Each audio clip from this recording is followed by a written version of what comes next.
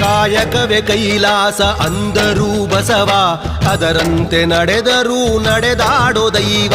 ಕಾಯಕವೇ ಕೈಲಾಸ ಅಂದರೂ ಬಸವ, ಅದರಂತೆ ನಡೆದರೂ ನಡೆದಾಡೋ ದೈವ.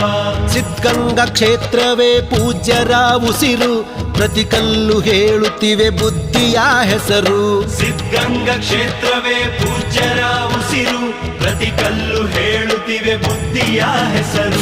ಕಾಯಕವೇ ಕೈಲಾಸ ಅಂದರೂ ಬಸವ, ಅದರಂತೆ ನಡೆದರೂ ನಡೆದಾಡೋ ದೈವ.